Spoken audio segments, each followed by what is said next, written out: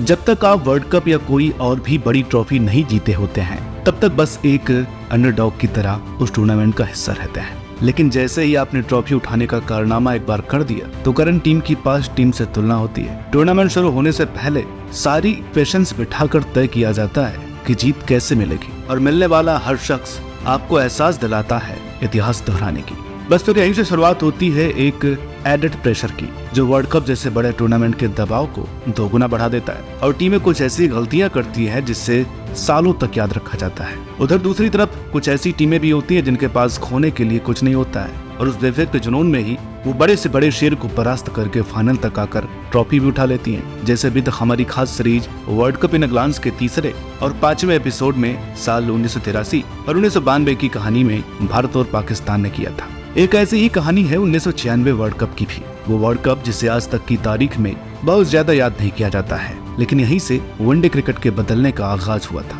1996 world cup से ही underdog teams को हल्के में लेना बंद किया जाने लगा। एक्सपेरिमेंट पर खुलकर भरोसा किया गया और एक्सपीरियंस को इम्पोर्टेंस भी खूब मिलने लगी, क्योंकि ये world cup Australia, England, Pakistan या इंडिया जैसी ब्रांड टीमों ने नहीं जीता था। इसलिए 1996 वर्ल्ड कप बहुत ज्यादा फैंस के जहन में नहीं है। लेकिन दोस्तों यकीन मानिए, जितने वर्ल्ड कप 1996 तक हुए थे उनमें सबसे ज्यादा इम्पैक्टफुल यही रहा था। अब वो इम्पैक्ट ऑफ खेल, हिस्ट्री, अप्रोच या स्टैंडर्ड पर कह ले या सीधे सीधे क्रिकेट के फ्यूचर पर, आप पाएंगे कि 1996 वर्ल्ड कप से पहले वनडे खेलने का स्टाइल और उसके बाद वनडे को लेकर टीमों की अप्रोच में काफी अंतर आया था, जिसका क्रेडिट बहुत ज्यादा श्रीलंका को जाता है। अब आपको लग रहा होगा कि लंका ने वर्ल्ड कप जीता तो हम इसलिए बोल रहे हैं, लेकिन ऐसा नहीं है। श्रीलंका वर्ल्ड कप ना भी जीतती तो भी उन्हें 1996 में किए गए कमाल के लिए उतना ही याद किया जाता। अब हम ऐसा क्यों कह रहे हैं, यही आज के एपिसोड की गोद में छुपा हुआ राज, जिसे हम फोर्सेस से world cup in a glance series के इस बेहद ही खास एपिसोड 1996 वर्ल्ड कप के टॉप 5 मोमेंट्स में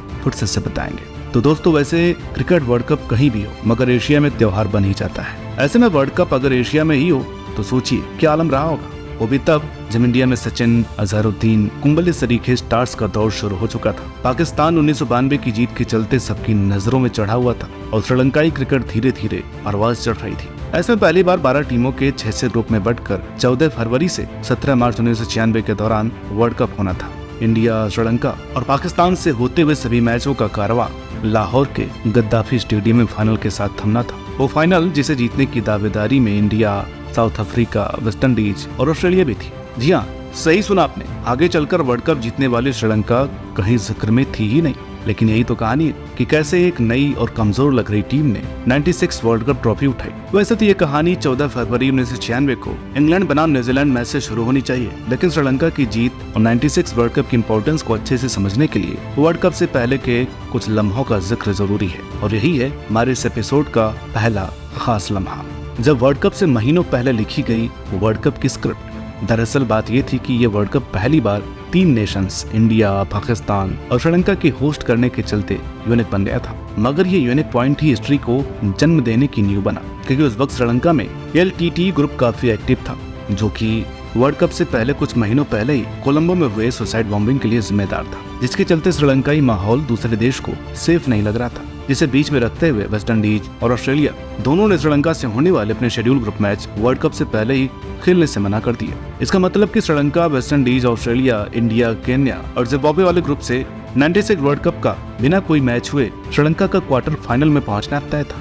ये शब्द सुनने में बड़े अच्छे लग रहे हैं कि किसी टीम का बिना मैच खेले अगले राउंड में जाना तय था, मगर असलियत में ये उस टीम की बेइज्जती थी। वो बेइज्जती जो आज से कुछ महीनों पहले ऑस्ट्रेलिया ने अपने ही घर बुलाकर यंग स्पिनर मुरलीधरन के एक्शन पर सवालिया निशान लगाकर भी किया था। इस तरह के दिल तोड़ने वाले लम्हों के बावजूद लंका उठ खड़ा हुआ, और इस करिश्माई कहानी के पीछे नायक थे अर्जुन रणतुंगा, श्रीलंका की वो कप्तान जो अपनी टीम के साथ मुरलीधरन वाले इंसिडेंट में भी थे।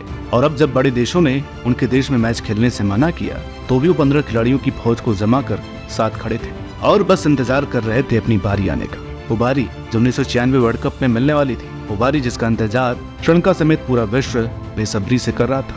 खैर, ये तो बात थी श्रीलंका की। उधर वर्ल्ड कप से पहले वर्ल्ड क्रिकेट में लारा और सचिन को लेकर अलग जंग छिड़ी हुई थी, इसलिए वर्ल्ड कप बतौर बैटर वर्ल्ड क्रिकेट के सिंहासन पर बैठने की जंग भी थी, जिसे वैसे वर्ल्ड कप से पहले एक सॉफ्ट ड्रिंक कंपनी में 5 साल के लिए सचिन को 45 करोड़ में अपने साथ जोड़कर तेंदुलकर के रुतबे को बड़ा कर दिया था। हालांकि तेंदुलकर और फैंस दोनों के लिए इस डील से ज्यादा जरूरी था अच्छा खेल।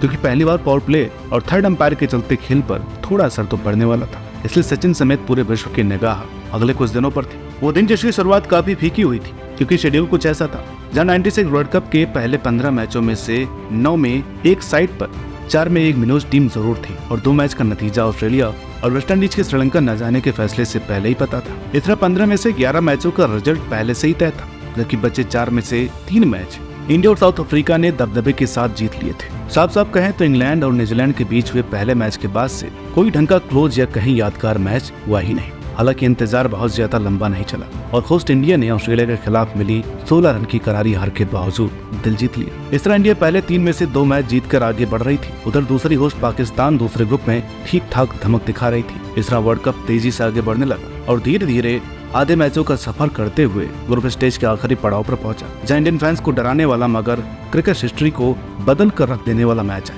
वो मैच हमारी इस लिस्ट में दूसरे नंबर पर है, जब पावर प्ले में हुआ असली पावर प्ले। दोस्तों, इस वर्ल्ड कप की शुरुआत से जो श्रीलंका होस्ट और सिक्योरिटी के हवाले से चर्चाओं में थी, वो बेहतर खेल के लिए भी तैयार थी, लेकिन वेस्टइंडीज और ऑस्ट्रेलिया के फोरफिटेड होने के चलते श्रीलंका को जीत जरूर मिली, मगर उन्हें अपना असल जौहर दिखाने का मौका नहीं मिला था। ये वजह है कि जब 2 मार्च 1996 की शाम को इंडिया ने अपने चौथे मैच में दिल्ली के ग्राउंड पर श्रीलंका के सामने पहली पारी में तेंदुलकर के 137 और अजहर के 72 रनों की मदद से 271 रन बनाए तो इंडिया की जीत तय मानी जा रही थी। लेकिन तभी शाम के वक्त दिल्ली में 22 गज की पट्टी से एक तूफान उठा।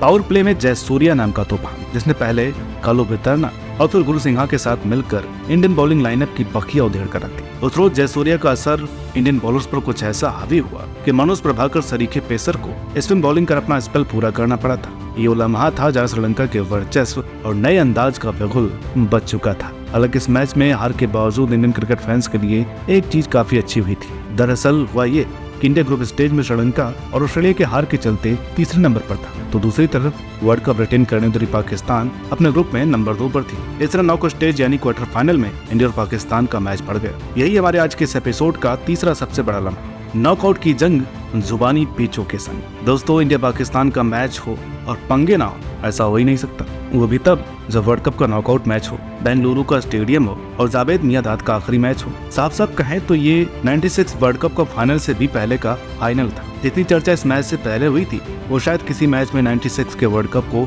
नसीब नहीं हुई थी। हालांकि इन सब बातों की वजह मैच का रुतबा तो था ही, मगर वो कप्तान वसीम अकरम का मैच से ठीक पहले चोटिल हो जाना सबके होश उड़ा गया। पाकिस्तान गम में डूबा था तो हिंदुस्तान एक्स्ट्रा पावर के साथ ग्राउंड पर उतरा और उतरते ही क्या कुटाई शुरू की। सचिन एक तरफ से संभल कर खेल रहे थे, उधर सिद्धू बम की तरह फट पड़े और पाकिस्तानी प्लेयर्स पर भूखे शेर की तरह टूट पड़े और 93 बनाकर जब पवेलियन लौटे तो पाकिस्तान को थोड़ी सासाई होगी। लेकिन यहीं से अजय जडेजा ने मोर्चा संभाला और उस दौर में 25 बॉल्स में 43 रन बनाकर कमाल करते हुए इंडिया को 50 ओवर में 287 के टोटल तक पहुंचाया। खासकर आखिरी 3 ओवर में 50 और वकार के 2 ओवरों में 40 रन बनाकर इंडिया ने मोमेंटम अपनी तरफ कर ली थी। लग रहा था कि यहाँ से मैच आसान होगा, लेकिन ओपनर्स आमिर सुहेल और सईद अनवर भारतीय बॉलर्स पर टूट पड़े। पहले 10 ओवर में 80 से ज्यादा रन बनाकर बेंगलुरु की सपाट पिच पर शानदार शुरुआत की। ऐसा लग रहा था कि इंडिया की रात अच्छी नहीं है, लेकिन तभी आमिर सुहेल ने घमंड दिखाते हुए वेंकटेश प्रसाद की एक बॉल पर चौका मारने के बाद उन्हें बॉल उठाकर लाने का इशारा किया। इसके बाद जो हुआ वो इतिहास है। प्रसाद ने अगली बॉल पर सुहेल को बोल्ड किया